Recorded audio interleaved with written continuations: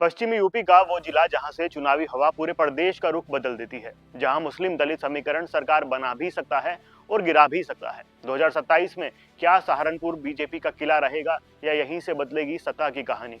नमस्कार दोस्तों, मैं हूं नवनीश भारद्वाज। आज से शुरू हो रही है हमारी स्पेशल सीरीज यूपी विधानसभा 2027 जिला विश्लेषण। पहला जिला है सहारनपुर, जहां चुनाव सिर्फ पार्टियों के बीच नहीं बल्कि समाज, जाति, स्थानीय मुद्दों और माहौल के बीच लड़ा जाता है। कई बार यहाँ का नतीजा पूरे पश्चिम यूपी का रुख तय कर देता है। अगर 2027 के विधानसभा चुनाव को समझना है तो सहारनपुर को समझना बहुत आवश्यक है, क्योंकि यहाँ की हर सीट अपने आप में एक अलग कहानी कहती है और इन 7 कहानियों को जोड़कर ही एक बड़ा राजनीतिक संकेत सामने आता है। सहारनपुर हरियाणा और उत्तराखंड की सीमा से लगा हुआ जिला है। भौगोलिक रूप से ये पश्चिम यूपी का प्रवेश द्वार माना जा सकता है और राजनीतिक रूप से इसकी गिनती संवेदनशील जिलों में होती है। यहाँ मुस्लिम, दलित, जाट, गुर्जर, सैनी, पिछड़ा वर्ग और स्वर्ण समाज बड़ी संख्या में रहते हैं। यही सामाजिक विविधता यहाँ के चुनाव को सीधा मुकाबला नहीं रहने देती। यहाँ समीकरण बनते भी हैं और बिगड़ते भी हैं। लेकिन सहारनपुर की राजनीति सिर्फ विधानसभा सीटों तक सीमित नहीं है। यहाँ दो बड़े चेहरे लंबे समय से प्रभाव डालते रहे हैं, इमरान मसूद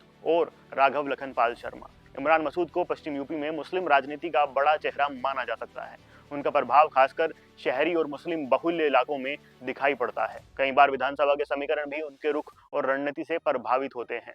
वहीं राघव लखनपाल भाजपा के मजबूत संगठनात्मक चेहरों में गिने जाते हैं। शहरी वोट बैंक, व्यापारी वर्ग और पार्टी कैडर में उनकी पकड़ मजबूत मानी जाती है। लोकसभा स्तर पर उनकी मौजूदगी ने भाजपा के आधार को जिले में काफी मजबूत किया है। यानी सहारनपुर में सिर्फ स्थानीय उम्मीदवार नहीं लड़ते, यहाँ बड़े नेताओं की छाया भी हर सीट पर दिखाई पड़ती है। अब बात करें 7 विधानसभा सीटों की, तो पहली विधानसभा सीट है बेहट। 2022 में समाजवादी पार्टी के उमर अली खान ने लगभग 37,000 से ज्यादा वोटों से बड़ी जीत दर्ज की। ये सीट मुस्लिम और दलित वोटों की एकजुटता के लिए जानी जाती है। यदि 2027 में भी यही समीकरण कायम रहे तो तस्वीर दोबारा दोहराई जा सकती है। लेकिन अगर वोट बिखरे तो मुकाबला बदल सकता है और बीजेपी के खाते में जा सकता है। इसके बाद बात करते हैं सहारनपुर देहात की। यहाँ समाजवादी पार्टी के आशु मलिक ने करीब 30,000 से अधिक वोटों से जीत हासिल की। ग्रामीण इलाकों वाली सीट पर खेती, सड़क, बिजली और रोजगार बड़े मुद्दे हैं। जातीय संतुलन यहाँ सीधा असर डालता है। 2022 की सबसे चर्चित सीट रही नकुड़। भाजपा के मुकेश चौधरी ने सिर्फ लगभग 315 वोट से यहाँ पर जीत हासिल की। इतना कम अंतर बताता है कि ये सीट पूरी तरह स्विंग सीट है। यहाँ जाट, गुर्जर, मुस्लिम, सैनी और दलित वोटों का हल्का सा झुकाव भी परिणाम बदल सकता है। ये वही सीट है जहाँ पर मुकेश चौधरी ने चुनाव से पहले धर्म सिंह सैनी, जो कि बीजेपी के ही पूर्व मंत्री थे, उनको हराकर ये सीट अपने नाम करी। अगली फेरिस्त में है सहारनपुर नगर यानी कि सिटी की सीट। ये एक शहरी सीट है। भाजपा के राजीव गुम्बर लगभग 7,000 वोटों से जीते। यहाँ व्यापारी वर्ग, मध्यम वर्ग, युवा वोटर निर्णायक भूमिका निभाते हैं। कानून व्यवस्था और विकास यहाँ के प्रमुख मुद्दे हैं। राघव लखनपाल जैसे बड़े नेताओं का इस सीट पर प्रभाव साफ देखा जाता है। अब आइए बात करते हैं देवबंद की। देवबंद की पहचान दारुल उलूम के कारण राष्ट्रीय स्तर तक है। यहाँ 2022 में भाजपा के ब्रजेश सिंह लगभग 7,000 वोटों से जीते। ये सीट सामाजिक संतुलन और धार्मिक सामाजिक माहौल के कारण हमेशा चर्चाओं में रहती है। यहाँ इमरान मसूद और अन्य मुस्लिम नेताओं की राजनीतिक सक्रियता भी असर डालती रहती है।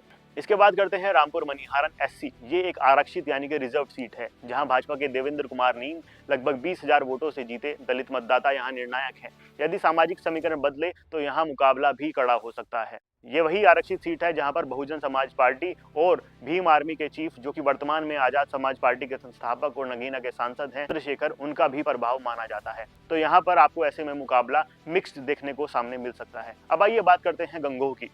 मिश्रित आबादी वाली ये सीट, यहाँ भी भाजपा को ही जीत मिली थी, लेकिन यहाँ का चुनाव स्थायी नेतृत्व और संगठन पर काफी निर्भर करता है। अगर ज्योग्राफिकल एरिया की बात माने तो ये सीट कैराना लोकसभा के पास पड़ती है, लेकिन सहारनपुर में इसका विधानसभा गिना जाता है। आइए इसी फेरिस्त में बात करते हैं 2027 के संकेत की। अगर 2022 के आंकड़ों को देखें तो 5 सीटें भाजपा के पास और 2 सीटें समाजवादी पार्टी के पास रही। लेकिन नकुड़ जैसी सीट जहां पर अंतर बेहद कम रहा, 2027 में तस्वीर बदल सकती है। सहारनपुर में चुनाव जातीय संतुलन, समाज की एकजुटता, बड़े नेताओं की रणनीति, उम्मीदवार की छवि और राष्ट्रीय माहौल, इन सब के मिश्रण से तय होता है। इमरान मसूद और अन्य मुस्लिम नेताओं का प्रभाव मुस्लिम राजनीति में और राघव लखनपाल और बीजेपी के बड़े नेताओं का संगठनात्मक असर भाजपा के पक्ष में दिखाई पड़ता है। ये दोनों फैक्टर 2027 में भी अहम भूमिका निभा सकते हैं। वहीं साथ में भाजपा सरकार में मंत्री जसवंत सिंह सैनी और पूर्व मंत्री रहे धर्म सिंह सैनी वोट और ओबीसी वोट को काफी लुभाते रहते हैं। यही कारण है कि सहारनपुर को पश्चिमी उत्तर प्रदेश की राजनीति का संकेतक माना जाता है। अगर यहाँ हवा बदली तो उसका असर पूरे पश्चिम यूपी में दिखाई दे सकता है। दोस्तों, सहारनपुर के बारे में आपकी क्या राय है? कौन सी सीट पर क्या स्थिति हो सकती है? कमेंट सेक्शन के माध्यम से बताइए। वीडियो पसंद आई हो तो वीडियो को लाइक करना, चैनल को सब्सक्राइब करना ना भूलें। हमारी इसी फेहरिस्त में हम अगले जिले की बात करेंगे जिसका नाम है मुजफ्फरनगर। धन्यवाद।